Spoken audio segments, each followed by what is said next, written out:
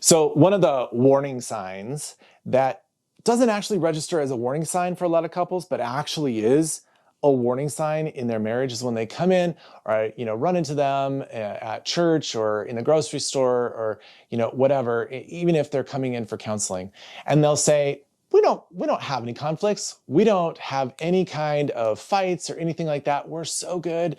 We just are always getting along and all that. You guys, that is actually a warning sign of something happening in the marriage. And believe me, I would love for everybody to have the honeymoon phase of their marriage continue on throughout their entire lives. I would absolutely love for that to be the case. And if people are living in that kind of space for a long, extended period of time where nothing is wrong, we're not having any fights, we're not having any conflict, I actually begin to wonder, what are you denying? What is not actually being addressed in your marriage relationship? Because as two different people, as two individuals, as two perspectives that are coming into the marriage, as two different stories that are coming into the marriage relationship, if there's not some level of tension or conflict or issues at some point, then you're actually not being very honest.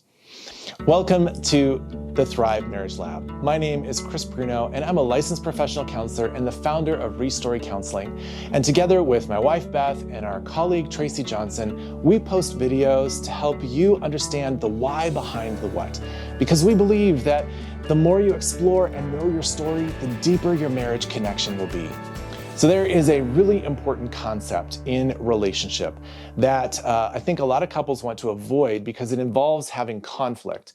But this concept actually helps a marriage relationship deepen and grow and become stronger.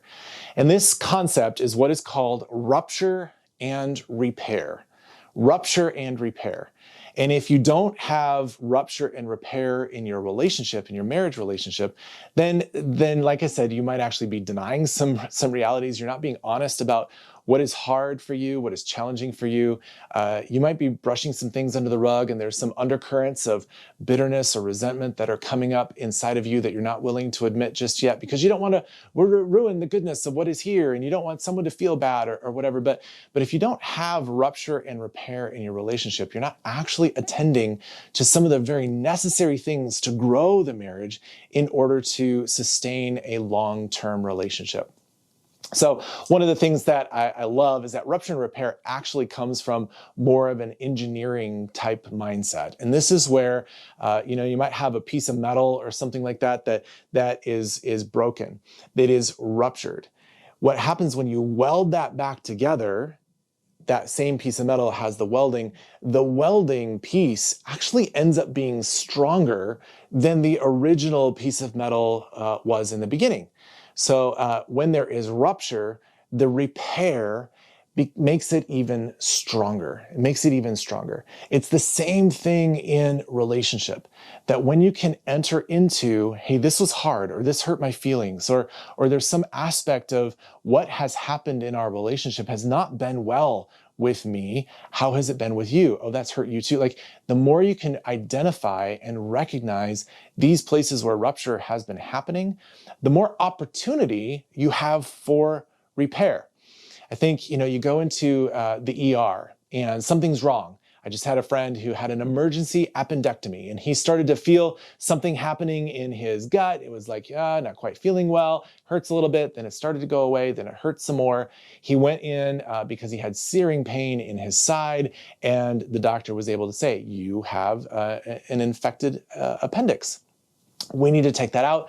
Immediately, it was taken out. If you don't identify what is going on for the body, then you can't address what is going on for the body. And therefore, if you can't address it, it will actually lead to a life-threatening kind of situation. If he had not addressed the pain that he was having, it could have actually killed him in the long run. But by addressing it, by stepping into recognizing what is going on here, he was able to address it and then fix the problem.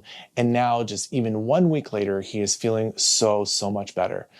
You guys, in the sense of a marriage relationship, you have to identify the places where rupture is happening, where difficulty is happening, where challenges and conflict are happening, where you're starting to feel hurt or unheard or missed or unseen, or whatever the thing might be. You need to actually address what those places of rupture are so that you can then move towards the place of repair.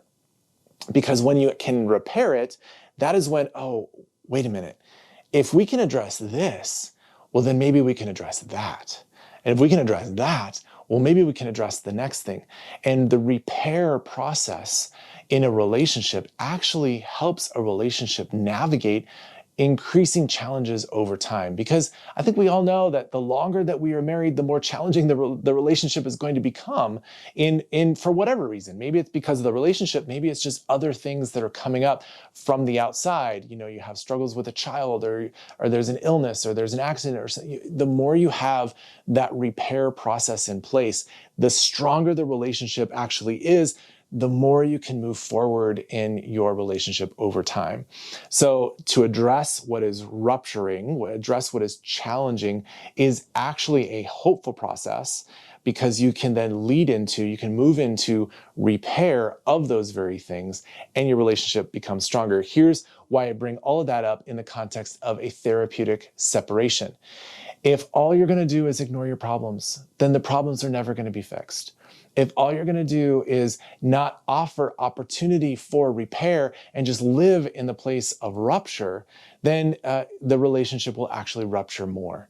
If you don't address the cracks in your foundation, the foundation will begin to crumble. And I think a therapeutic separation actually offers you a very direct, very structured, very time-specific opportunity for you to address the ruptures personally, know what has gone on for you, know where you've been hurt, know where you've been missed, so that you can then bring that to your spouse. The spouse that can have an opportunity for repair with you, and you can move forward rather than continuing to allow the foundation of your life, the foundation of your marriage, to crumble from underneath you. So as part of a therapeutic separation, you actually need to name the things. You need to name the things that are ruptured, where you have been ruptured, where you've been hurt, and especially recognize where you have been hurtful to your spouse, so that you can move to the place of repair.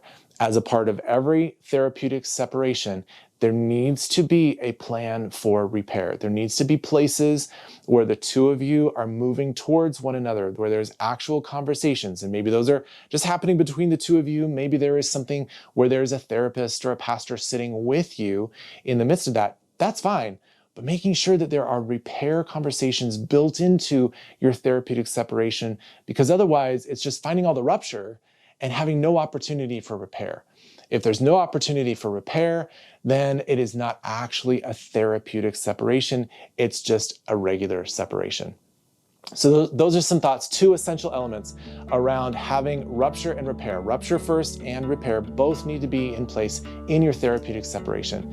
Hey, stay tuned for the next video. We're going to keep talking about therapeutic separation and how you move forward.